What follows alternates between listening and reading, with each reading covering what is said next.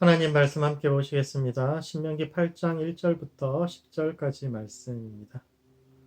하나님 말씀은 구약 신명기 8장 1절부터 10절까지 말씀 제가 읽어드리겠습니다.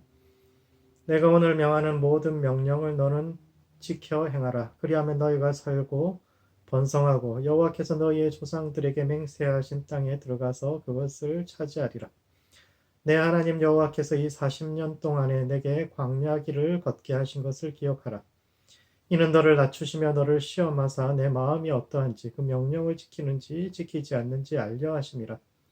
너를 낮추시며 너를 줄이게 하시며 또 너도 알지 못하며 내 조상들도 알지 못하던 만나를 내게 먹이신 것은 사람이 떡으로만 살 것이 아니요 하나님의 입으로 나오는 모든 말씀으로 사는 줄을 내가 알게 하려 하심이니라. 이 40년 동안에 내 의복이 헤어지지 아니하였고 내 발이 부르트지 아니하였느니라. 너는 사람이 그 아들을 징계함 같이 내 하나님 여호와께서 너를 징계하시는 줄 마음에 생각하고 내 하나님 여호와의 명령을 지켜 그의 길을 따라가며 그를 경외할지니라. 내 하나님 여호와께서 너를 아름다운 땅에 이르게 하시나니 그곳은 골짜기든지 산지든지 시내와 분천과 샘이 오르고 밀과 보리의 소산지요 포도와 무화과와 석류와 감람나무와 꿀의 소산지라. 내가 먹을 것에 모자람이 없고 내게 아무 부족함이 없는 땅이며 그 땅에 돌은 철이요 산에서는 동을 캘 것이라.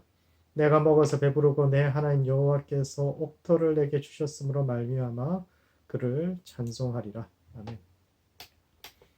신명기는 약속의 땅을 앞두고 모세가 남긴 마지막 유언인데 이곳에서 그는 지난 40년의 광야 생활을 회고합니다.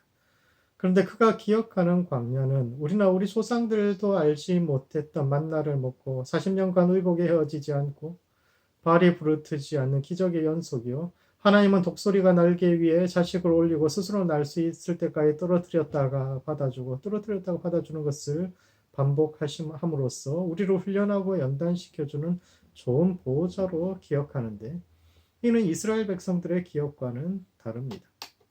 광야에서 이스라엘 백성들이 기억하는 하나님은 참 인색한 분입니다. 그분을 한 번도 넉넉하게 주신 적이 없고 그분이 늘 주기는 주는데 만나도 주고 메추라기도 주긴 주는데 늘 한 번도 넉넉하게 주신 적이 없고 늘 고통스럽게 부르짖고 못 살겠다고 울부짖어야 겨우 필요한 것을 채워주시는 참 인색하신 하나님입니다. 그들은 우리가 애굽 땅에서 고기 까마 곁에 앉아있던 때와 떡을 배불리 먹던 때에 여호와께서 우리를 광야로 인도해 굶어 죽게 한다고 원망하고 나아가서 우리를 가나안 땅에서 칼에 쓰러지게 하기 위해 세우고 나오셨다는 말도 되지 않는 억지까지도 부리게 되는데 왜 이런 차이가 날까요? 같은 광야를 모세나 이스라엘 백성들이나 둘 다 같이 광야를 경험했는데 왜 어떤 사람은 그 시간을 하나님께서 나를 깨뜨려서 더 큰 나를 만들어가는 연단의 시간으로 연단의 과정으로 받아들이는 반면 어떤 사람은 인색한 하나님께서 이유 없이 우리를 끌고 다니는 고난의 시간, 참 비참한 시간으로만 광야를 기억하게 될까요? 이는 첫 번째 세상을 바라보는 자신의 안경과 그 안경을 만든 과거의 경험을 비추어 보게 합니다. 사람은 어떤 대상이나 사건을 직접적으로 경험하는 것이 아니라 과거의 사건과 경험에 비추어서 인식합니다. 뜨거운 것에 대인 경험이 있는 아이는 이후 벌겋게 달아오는 물체를 보면 두려워하고 경각심을 갖지만 그런 경험이 없는 아이는 마음 겁없이 그런 물건을 만지게 되죠. 산다는 것은 경험이 쌓인다는 것이요. 그 경험이 낯선 상황에서 우리의 삶과 태도를 결정하는 기준이 되는데 그런 점에서 이스라엘 백성들이 세상을 판단하는 기준이 되는 과거의 경험은 이집트의 노예 생활입니다.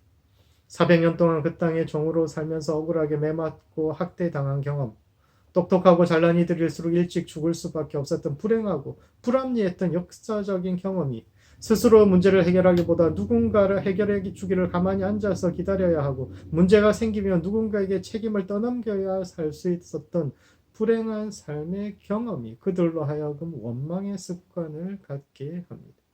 그들에게 원망은 하나의 습관이었습니다. 그들의 의식 깊은 곳에 뿌리 내린 노예 근성으로서의 원망은 기적 체험으로도 사라지지 않습니다.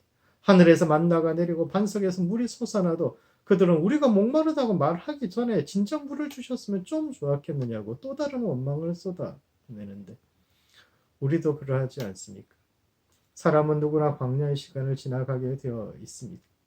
인생에는 좋은 시간이 있으면 어려운 시간이 있기 마련인데 같은 고난을 만나도 어떤 사람은 그 시간을 통해 자신을 돌아보고 새로운 것을 배우며 이번 어려움도 결국은 과거에 늘 그래왔듯이 그 어려움이 결국은 나를 성장시키고 모든 것이 협력하여서 선을 이룰 것이라고 기대하는 반면 어떤 사람은 이놈의 고난은 끝이 없다. 늘 산 넘어 산이요 하나님은 내게만 무거운 다른 사람들한테 다 뭐 잘해주면서 나한테만 무거운 짐을 지우시는 불공평한 분이요 한 번도 넉넉하게 주신 적이 없는 참 인색한 분이라고 생각합니다.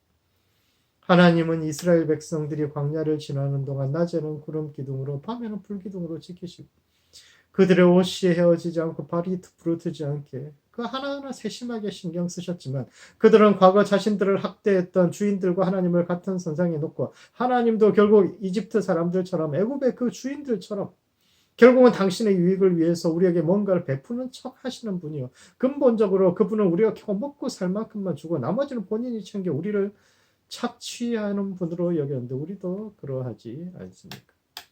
하나님과 인생에 대한 우리 자신의 근본적인 생각이 그 시각이 바뀌지 않는다면 아무리 기도를 많이 하고 말씀을 많이 보고 심지어 기적을 경험해도 그것이 변화를 가져올 수는 없습니다. 우리의 낮은 자존감과 원망의 습관이 고쳐지지 않는다면 우리는 끊임없이 세상의 현실을 바라보지 못하고 하나님을 원망할 수밖에 없습니다. 두 번째 따라서 하나님과의 만남을 통해서 우리 안의 상처와 잘못된 안경으로서의 과거의 대상 경험을 치유해 가야 합니다. 인생에서 가장 중요한 만남은 부모와의 만남이요. 사람들은 대개 부모님을 통해서 하나님을 상상하게 됩니다. 좋은 부모를 만나 적절하게 돌봄을 받으면서 자란 아이들은 하나님도 좋은 분이요. 무조건적인 사랑을 베푸는 분으로 쉽게 받아들이지만 아이들을 돌보지 않는 이기적인 부모나 무능한 부모 혹은 뭔가 잘해야만 칭찬하는 조건적인 사랑을 주는 부모 밑에서 자란 아이들은 하나님도 그런 분으로 인식합니다.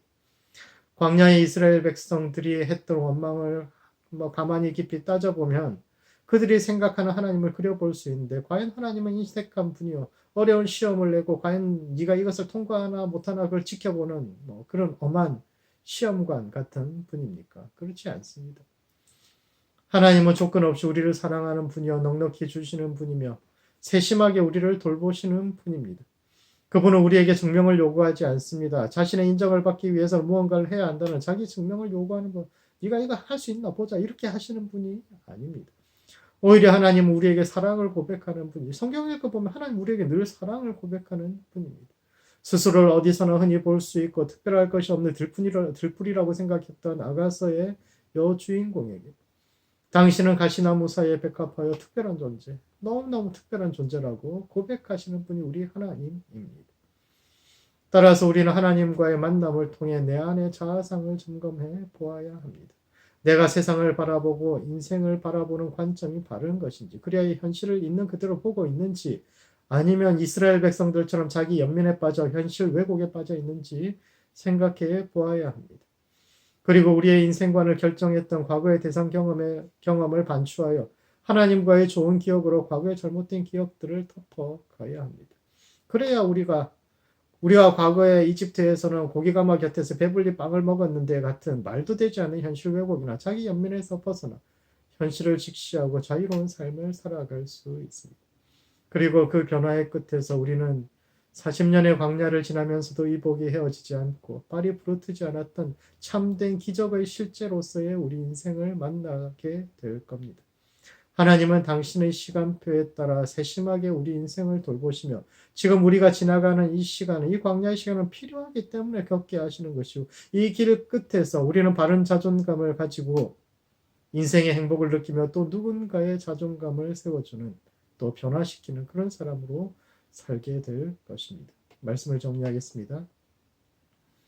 신명기 8장은 약속의 땅 앞에서 지난 40년 광야를 회고하는 장면인데 같은 광야를 지나왔지만 모세는 그 시간을 연단의 시간이요 소중한 추억으로 기억하는 반면 이스라엘 백성은 지긋지긋한 고난의 시간으로만 기억했는데 이는 사람들이 자신의 과거의 경험에 비추어 현재를 해석하기 때문이요. 이스라엘 백성들은 과거 자신들을 학대했던 이집트의 주인들과 하나님을 동일시했기에 그분을 늘 원망할 수밖에 없었는데 하나님과의 새로운 만남과 자신에 대한 성찰을 통해 나만 힘든 삶을 산다는 자기 연민에서 벗어나 인생은 살만한 것이요 하나님은 선하신 분이라는 참된 현실 인식에 이르는 성도, 그리하여 낮은 자존감으로 고통받는 또 다른 사람들을 도울 수 있는 모든 성도들 되시기 바랍니다. 기도하시겠습니다. 기도하실 때는 먼저 우리 자신의 잘못된 대상 경험과 시각이 바뀔 수 있도록 기도합시다. 삶의 어려운 일이 닥칠 때마다 하나님을 원망하고 주변 사람들을 원망하는 삶에서 벗어나 하나님께서 내 삶에 대해 가지신 계획과 시간표를 신뢰하며 앞으로 나아갈 수 있도록 기도하시고, 두 번째는 소망의 전도사로 살아갈 수 있도록 기도합시다. 하나님은 소망의 하나님이여 늘 좋은 것을 주시는 분이신데 당신을 알고 당신을 알리는 백성으로 이 땅을 살아갈 수 있도록 함께 기도하시겠습니다.